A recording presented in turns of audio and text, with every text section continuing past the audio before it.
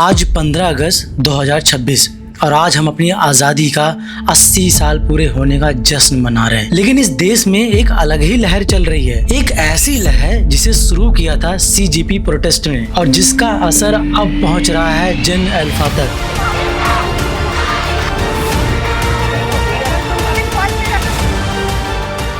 शुरुआत हुई थी स्टूडेंट के सवालों से, एजुकेशन सिस्टम पर सवाल उठाए गए, टीचर्स और स्टूडेंट की हक की बात की गई और अब यही आवाज इन बच्चों तक पहुंच गई है जो अभी वोट भी नहीं दे सकते। कहीं स्टूडेंट स्कूल तक पक्की सड़क के लिए प्रोटेस्ट कर रहे हैं, तो कहीं परमानेंट टीचर की डिमांड कर रहे हैं, तो कहीं स्कूल की जर्जर बिल्डिंग के खिलाफ खड़े हैं, तो कहीं साफ सुथरा पानी के लिए प्रोटेस्ट कर रहे हैं। सोचिए 80 साल आजादी के, लेकिन एक बच्चा स्कूल जाने के लिए अगर सड़क मांग रहा है तो सवाल सिर्फ सड़क का नहीं है। एक बच्चा अगर टीचर मांग रहा है तो सवाल सिर्फ टीचर का नहीं है। एक बच्चा अगर शुद्ध पानी मांग रहा है तो सिर्फ सवाल पानी का नहीं है। तो सवाल है, क्या आजादी सिर्फ तिरंगा फहराने का नाम है, या आजादी का मतलब ये भी है कि हर बच्चे को अच्छी एजुकेशन मिले, हर स्टूडेंट को अपने सवाल पूछने का हक मिले और अपने हक के लिए आवाज उठाना उसकी गलती ना समझा जाए। और शायद इसीलिए आज की सबसे इंटरेस्टिंग बात ये नहीं है कि जेन जी प्रोटेस्ट कर रही है, सबसे इंटरेस्टिंग बात ये है कि जेन अल्फा देख रही है ये सब और सीख रही है कि डेमोक्रेसी में आवाज उठाई जा सकती है। 80 साल पहले की एक जनरेशन ने लड़ाई लड़ी थी और आज एक नई जनरेशन पूछ रही है, आजादी मिली थी लेकिन क्या हमने उस आजादी का मतलब समझा? और शायद ये सिर्फ एक प्रोटेस्ट नहीं चल रहा, ये एक जनरेशन का वेकअप कॉल है। आजादी तब तक नहीं मानी जाएगी जब तक इस देश में जातिगत भेदभाव पूरी तरीके से खत्म नहीं होगा, जब तक अच्छी एजुकेशन ना मिलने लगे, जब तक पूरी तरीके से करप्शन खत्म ना हो और जब तक सारी लड़कियां इस देश में सेफ ना हो,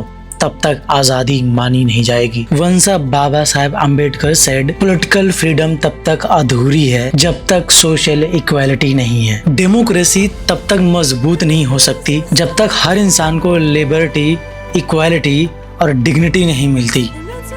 हैप्पी इंडिपेंडेंस डे।